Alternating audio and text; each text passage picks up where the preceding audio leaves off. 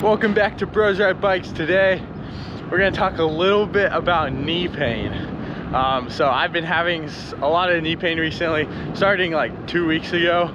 I went out and did a really hard ride the next day with Coach Brian and a fun crew, and it started like really hurting. Then I was like limping, and then the next day was supposed to be Tour de Foothills. I was like, oh, I'm gonna go rip with the guys. Got on the bike and just like could not pedal. Like it was so painful. So yeah, all that to say, been having some knee pain. Had a phone call with Coach Brian and he was like, just take some time off, do some stretching. Then I also had a phone call with Dr. Tim Wu, SoCal Bike PT, and yeah, working on the glutes. We're gonna go see him tomorrow, so yeah, we'll take GoPro, show y'all what he says, what he recommends, what the problem is, how to fix it, all that good stuff.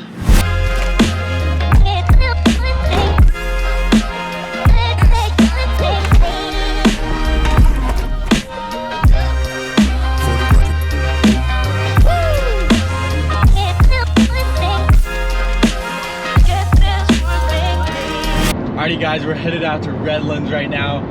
Gonna go see Dr. Tim Wu at SoCal Bike PT. I've been having some knee pain recently and he's gonna diagnose it, tell me how I can fix it and get back to training as soon as possible. Let's go. We're gonna knock him. Yo! What's up? Come on in. Man, the myth, the legend. You just need to know 3 things. So for you, the second point here is that you can only have 3 types of problems. How many? 3. Not 1,000 diagnoses on Google. Like, don't go there. So the first thing is a mobility problem. So mobility means just movement. Like, does it move? What would you describe your pain? Like, where is it? Like right here. Okay. Gross. Okay, so this is fun. You draw like a circle around the area. Cause like we're gonna teach you a map of the knee. Okay, cool. So this is basically on top of this structure underneath. You feel that guy? Yeah. It's called your patellar tendon. It's actually a patellar ligament because it connects your patella, this floating bone, down to your tibia. A lot of uhs. The next question I started thinking of is, what are the symptoms you would describe them as? You can't be wrong. So how would you describe the symptoms here?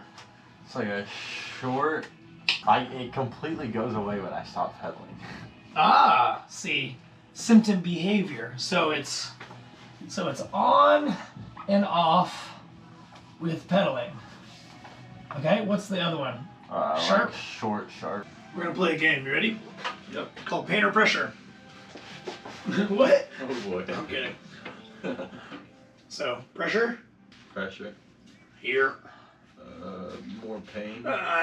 Okay, so this is the inside versus the outside. Our goal is this, to get you feeling better, meaning like less pain or less like hesitation, with more control that results in more power.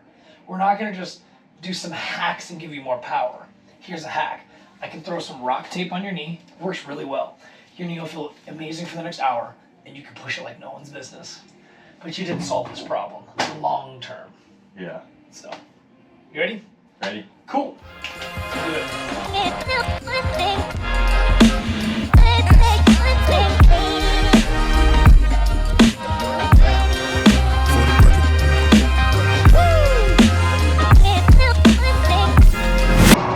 So, first lap of this climb, Jack did not have good glute dominance. His knee is all wobbly, and he couldn't get his knee pressure to come down, so symptoms came up right away. We did the activation at the top, and we did what's called a boil over effect. You try to get all the glutes to just boil over to every segment lower, knees all the way down. We had to do the same exact hill, and he reports he's able to get the knees so soft that the quads feel like they're almost doing nothing, and the glutes are dominant. But they're not boiling over yet. So we're gonna keep doing laps and try to get him to learn how to keep his body in that window where the glutes are dominant and the knees pressure soft. But he's still ripping up this climb. Like, I'm glad I brought the e-bike to do this. So here we are, we're gonna do round 2.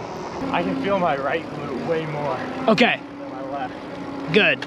So now try to shift a little bit to your left more and work that balance. Let's do a 50-50 split. Are they 50-50? No. Okay. Like 35. 65. 65. And your 35's the left. Yeah. And your left side's the one with the pain or not the pain? Pain. There we go. Do you think there's a nice little correlation there? Yeah. Meaning if you go as hard as your right glute, your left will fail, your knee will start to hurt.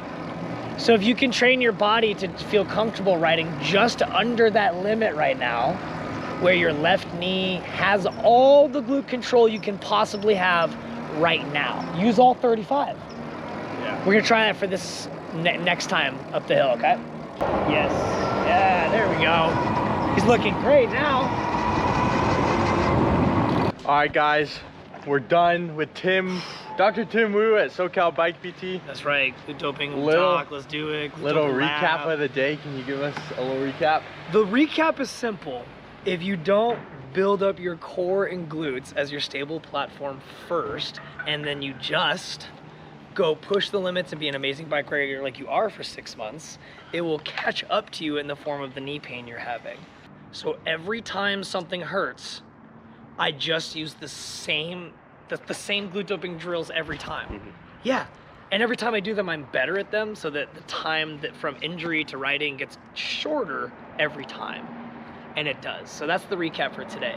But you still have to put in the work. So Yeah. make sure that you focus on things we talked about. Your core is going to be your bigger limiting factor, and your tendency to kind of like just flex at the spine and then shut off your core is your bad habit.